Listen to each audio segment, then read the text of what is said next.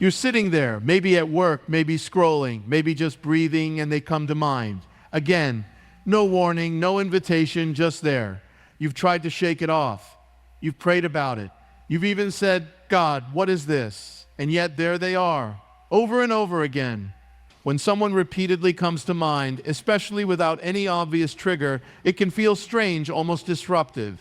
You're going about your day trying to stay focused, and suddenly their name, their face, or a memory involving them surfaces again. It might seem coincidental, maybe even annoying, but what if it's not just your brain firing randomly? What if it's intentional? What if God is using your attention like a signal drawing your focus to something you would otherwise miss? God is a master of subtlety. He rarely shouts, he often whispers. And sometimes he speaks not with words, but with patterns. One of those patterns is repetition.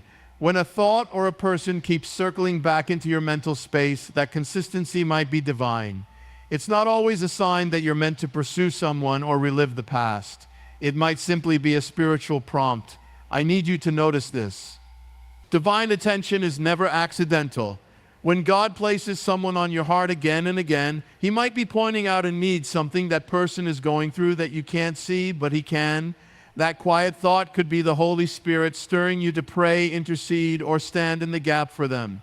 Maybe they're going through something that only God knows, and he's trusting you with the burden to lift them up, even if you never say a word to them. It's also possible that you're being prepared. That person might be part of a future connection, assignment, or lesson that God is orchestrating. He brings them to mind not so you can act impulsively, but so your heart will be ready when the moment arrives. Often we want clarity before obedience, but God flips that. He stirs our spirit before he gives details. He's saying, pay attention to where I'm placing your focus. It's not random. Sometimes we get confused because we associate repetitive thoughts with emotional longing. We assume it's all about romantic interest or nostalgia or some unresolved issue from the past. But God's motives are higher. He might be refining your character, breaking down pride, or exposing areas that need healing. The person on your mind might be a mirror, revealing something in you that he wants to address. In all of this, the central idea is this: your attention isn't cheap. It's sacred. God doesn't hijack your thoughts for entertainment. He uses them with purpose. When someone keeps showing up in your inner world, pause long enough to ask God, why now? Why them? Don't rush to label the moment or assign your own meaning. Just bring it to him. Trust that what feels like mental noise might actually be spiritual direction.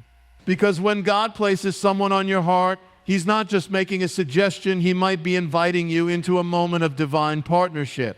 And the first step is paying attention to what and who is repeatedly capturing yours. We live in a world that often teaches us to interpret emotional signals through a narrow lens, especially when it comes to our thoughts about other people. The moment someone crosses your mind more than once, the default assumption is often romantic. I must have feelings for them. Maybe I miss them. Could this be love? But not every thought is romantic. In fact, many aren't. Some are spiritual. Some are healing. Some are assignments from God that have nothing to do with your desire and everything to do with his purpose. Just because someone shows up in your thoughts repeatedly doesn't mean you're meant to pursue them. It doesn't mean the relationship should be rekindled, started, or idealized. That kind of thinking can lead to unnecessary confusion, emotional fatigue, or even disappointment. What if instead God is prompting you to think of that person because they're hurting and they need prayer? What if he's inviting you to cover them spiritually, even if you're not in their life relationally? There are times when someone comes to mind so strongly that you wonder if they're thinking about you too. But this isn't always about mutual connection. It's often about divine concern. God might be urging you to intercede for them, even from a distance. It could be someone you haven't spoken to in years, someone you lost touch with, someone who hurt you, or someone you've never had a real relationship with at all. The thoughts are not always a sign to reach out, but a sign to lift them up. It's also possible that God is using the image of someone else to show you something about yourself. Sometimes the thoughts aren't about them, they're about you. Maybe that person represents a moment in your life that needs closure. Maybe they remind you of a season where your character was formed or wounded or challenged.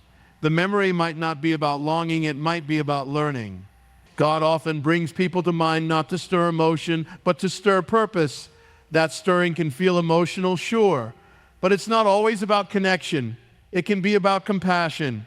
It can be about letting go. It can be about forgiveness.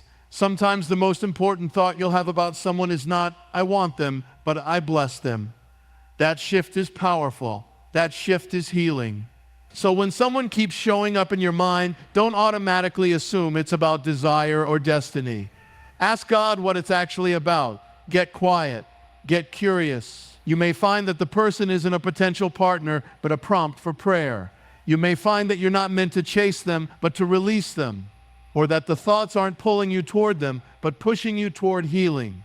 God doesn't waste mental space. He uses it, and not every recurring thought is a call to act.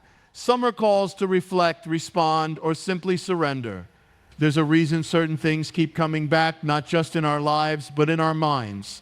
Patterns, people, names, impressions. You think you're done with a thought, and then a few days later, it circles back. You try to shake it off, dismiss it as overthinking, but it returns again, quiet, persistent, unmistakable. That's not just mental noise. Sometimes that's God speaking, and He often speaks through repetition. God doesn't always use volume to get your attention. He uses consistency. He knows how easy it is for you to brush past a quiet nudge or a single passing thought. So when something keeps showing up, when someone's name surfaces again, when an idea won't leave you alone, that might be the way God is saying, I need you to see this. Repetition is often His highlighter. It's how He emphasizes what you're tempted to overlook. All throughout Scripture, God has used repetition to drive truth into the hearts of His people. He told Joshua, be strong and courageous, more than once, not because Joshua was hard of hearing, but because God knew fear would come back, and courage had to come back stronger.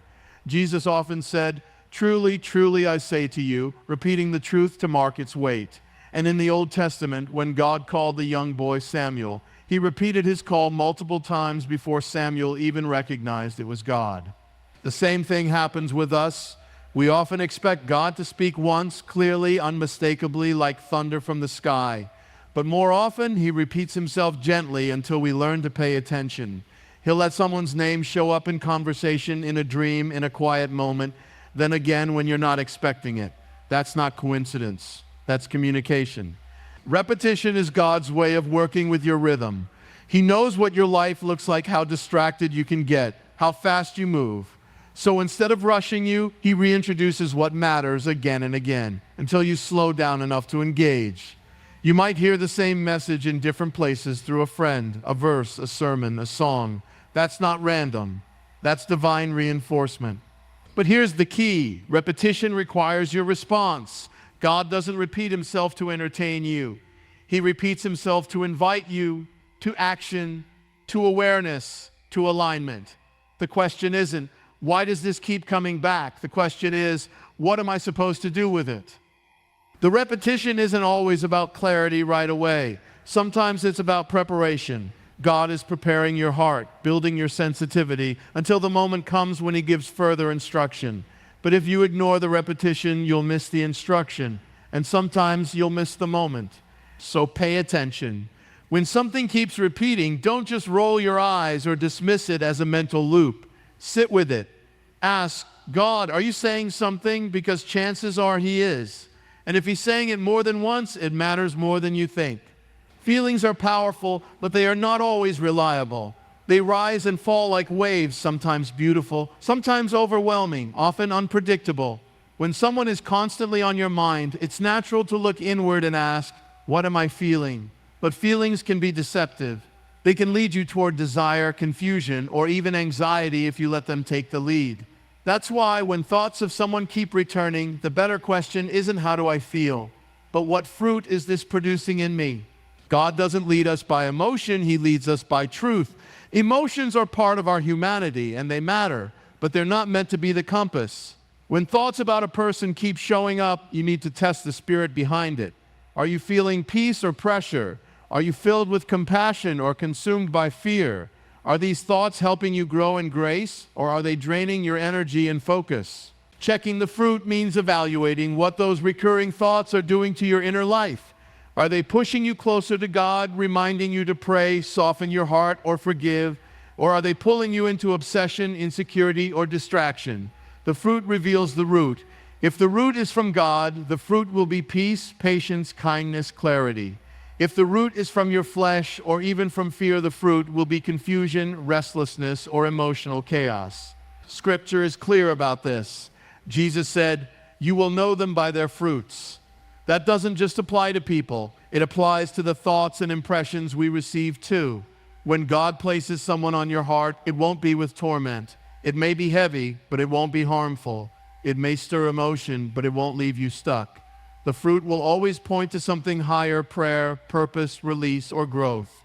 There's also wisdom in slowing down before acting on strong feelings. Sometimes your heart needs time to catch up with what God is doing.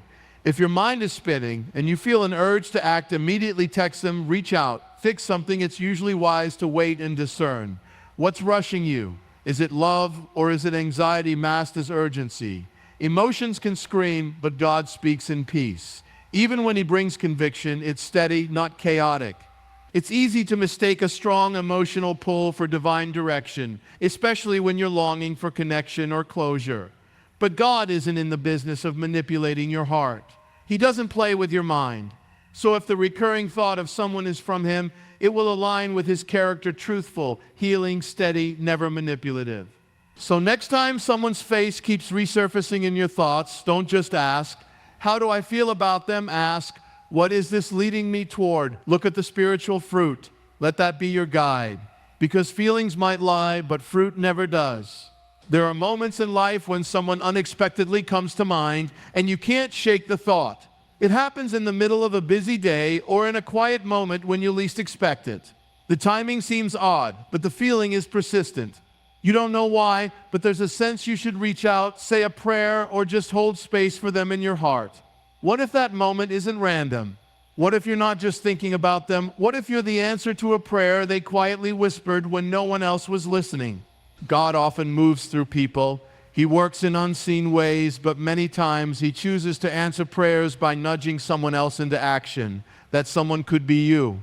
You might not hear an audible voice or see a dramatic sign, but that strong sense of urgency or care for a person could be heaven's way of saying, "I'm sending you." Someone out there could be asking God for strength, for hope, for a reminder that they're not alone. And in the middle of their prayer, God puts you on assignment. Not because you have all the answers, but because you're willing. Sometimes all it takes is a message that says, "Hey, I just felt led to check in on you." You have no idea how many times that simple gesture has become a lifeline. What felt small to you might be everything to them. God doesn't always need your perfection. He needs your availability. Being the answer to someone's prayer doesn't mean you have to fix their entire situation. It could mean you're simply showing up with kindness, empathy, or encouragement. You're not responsible for the miracle, but you might be the one holding the first piece of it. God often places people on our hearts, not so we can analyze our feelings, but so we can respond with obedience. It's also worth noting that God's timing is flawless. That nudge to pray for someone or reach out might come at the exact moment they're breaking down behind closed doors. You may never know what they were facing, but your obedience becomes part of their breakthrough. The beauty of God's orchestration is that it's never about you being impressive. It's about you being responsive. Sometimes the people who come to mind aren't even close friends. They may be someone you haven't spoken to in years, someone who hurt you, or someone you barely know. But if they're on your heart, it might be because God has positioned you to play a quiet but powerful role in their story. Don't dismiss those moments. When someone keeps showing up in your mind, pause and pray. Ask God, "Is there something you want me to do?" That question alone is a game changer, because you never know, you might be the exact person someone has been crying out for, and your obedience could be the miracle they've been waiting on. In a world full of noise, constant movement, and endless distraction, it's easy to miss the subtle voice of God. Our minds are often crowded, thoughts racing, screens glowing, notifications buzzing. So when someone keeps showing up in your thoughts, your first instinct may be to overanalyze or act quickly. But there's another way, a better way, one that doesn't rush or react, but waits and listens. Because when you're constantly thinking about someone, sometimes you don't need more activity, you need more silence. Stillness is where the why begins to unfold. God speaks most clearly in quiet places. It's in stillness that your thoughts settle and your spirit becomes sensitive to what He's actually saying. Repeated thoughts about a person might be divine, but if you don't take the time to pause, you'll miss the depth of what God is trying to reveal. Silence doesn't mean nothing is happening. It means you're making space for the right thing to happen. It's the posture of spiritual attentiveness. When your mind is spinning with questions, why am I thinking about them again? Should I reach out? Is this God or just me? The answer doesn't usually come from more noise or opinion. It comes from surrendering those questions in silence. It's in stillness that God brings clarity. He begins to untangle the emotions, expose hidden motives, and highlight what's truly from Him. It's in that quiet space that He might show you whether the thought is about healing, intercession, closure, or calling. Stillness is uncomfortable for most people because it requires trust. It's easier to text, call, or act than to sit with God and wait. But the discipline of being still trains your spirit to discern instead of assume. It teaches you to receive direction, not demand it. And often when someone repeatedly comes to mind, you're not supposed to do anything right away. You're supposed to listen first. Sometimes God is preparing your heart, softening you for a future conversation or a specific moment of connection. Other times He's allowing you to feel the weight of a burden that leads you into prayer. But you won't catch the purpose if you rush past the process. Stillness gives God room to speak with clarity. It clears away your projections, your assumptions, even your emotional bias. And even if you never fully understand the why, stillness helps you rest in the truth that God knows. You may not always get the full picture, but you'll receive peace, the kind that surpasses understanding. That peace is the fruit of trust, and trust is built in silence. So when someone won't leave your thoughts, resist the urge to immediately act or obsess. Instead, get still, get quiet, bring it to God. Let Him speak not through the chaos, but through the calm. Because in silence, He reveals what noise can only confuse. And in stillness, He begins to whisper the why your soul has been searching for. When someone keeps showing up in your thoughts, it's not always a coincidence, and it's rarely just about emotion. God often speaks in quiet patterns, through repetition, through burdens, through a gentle nudge that won't go away. But instead of jumping to conclusions or romanticizing the feeling, we're called to pause, to pray, and to pay attention to the fruit it produces in us. Sometimes you're not being haunted by a memory, you're being handed an assignment. Sometimes you're not meant to reach out, but to intercede. And other times you're the answer to a prayer you didn't even know was being prayed. In all of this, the question is not just, why am I thinking about them? But God, what are you trying to show me through this? Because when your mind can't shake someone, your spirit should start listening. God wastes nothing, not your thoughts, not your silence, and certainly not your attention.